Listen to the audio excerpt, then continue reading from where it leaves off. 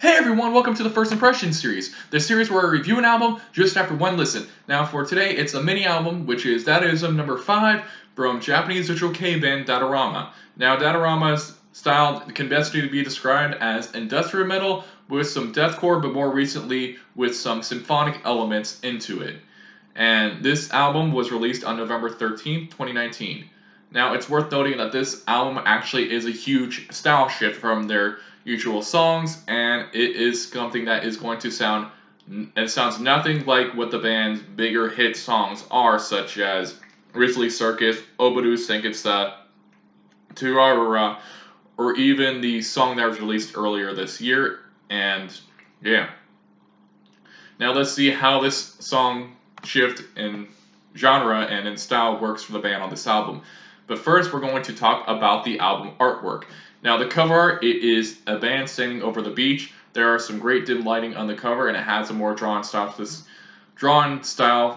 for the sky, which blends with the live action photo really well. And there's also the alternative version of this album, which features a black balloon, which kind of gives that it vibe a little bit. So overall, it is a pretty nice cover. I'm going to give it an 8 out of 10. Now we're going to go into the music. The first track on this album is Twinkle Twinkle Little Star, and the intro piano is haunting. It has a Tubular Bells vibe, guitar riffs punch hard, and the vocals add an atmosphere to the song, especially in certain parts where it's mixed, giving it a slight symphonic edge. The bridge is intense, but more in a desperate way, not in the very aggressive way.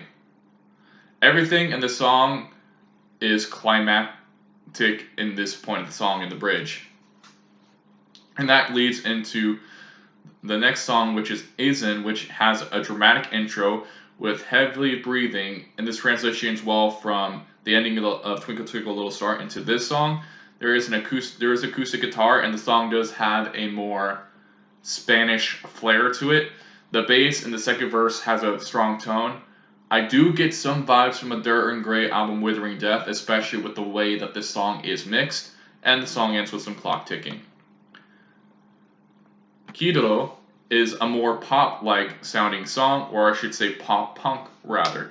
The instrumentation in this song is actually pretty quite fun, from the uplifting strings and synths to the guitar licks and riffs to the upbeat drums. The bass has some moments to show its rumble, and there's a breakdown being played during a news report or taking a political argument or whatever.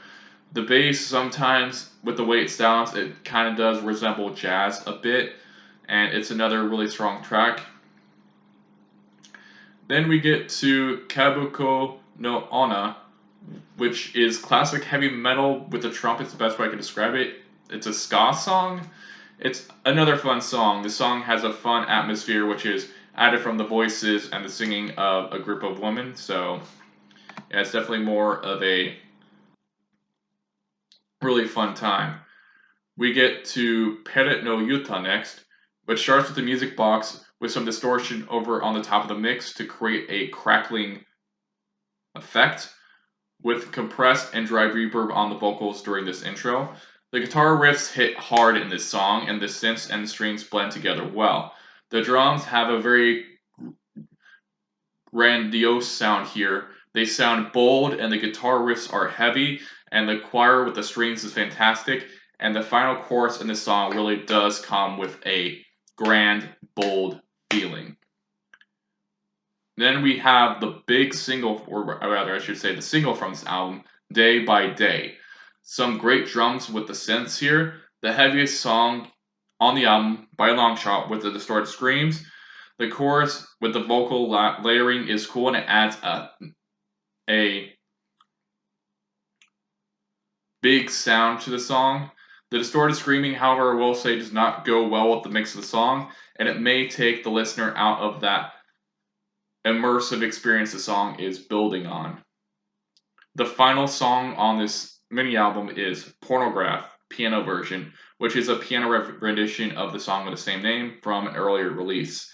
It is a strong piano ballad, and the vocal performance is very powerful here, and he is able to project himself well, and the vocal performance here is actually quite an emotional one too.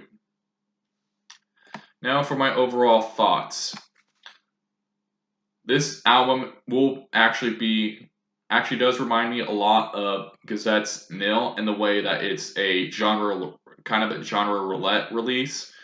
You know, like on that album, you had a song that went from like a ballad to a jazz rock song to noise rock, and this song it kind of does like that whole jumping genre to genre thing as well.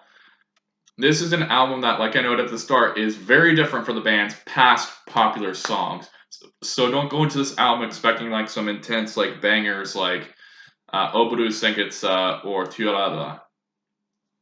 This overall is a softer but more atmospheric outing from the band, as it does feel like this is actually a concept record with the way that the album flows. And rather than going for the heavy sound, this album goes for the bold, grand, and as I said, atmospheric sound. It will be interesting to see if this was a more experimental release from the band or if this is the new sound of the band. And the instrumentation on this album is very strong throughout. The riffs are really good, and the bass has some great moments, and the drums are able to create this grand feeling to a lot of the tracks here, and the vocals are very strong throughout this record. And the vocals also do help to add an atmosphere dynamic to a lot of these songs, which make this actually a very strong outing. And that is why I'm going to give Dadaism number 5 by Dadaroma an overall score of 9 out of 10, giving it a tier of excellent.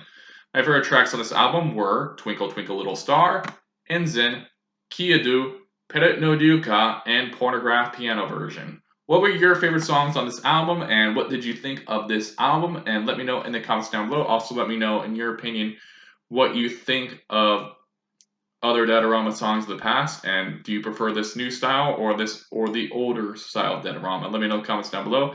And as always, I want to thank you for watching this, taking your time out of your day to watch this video, and I hope you all have a great day.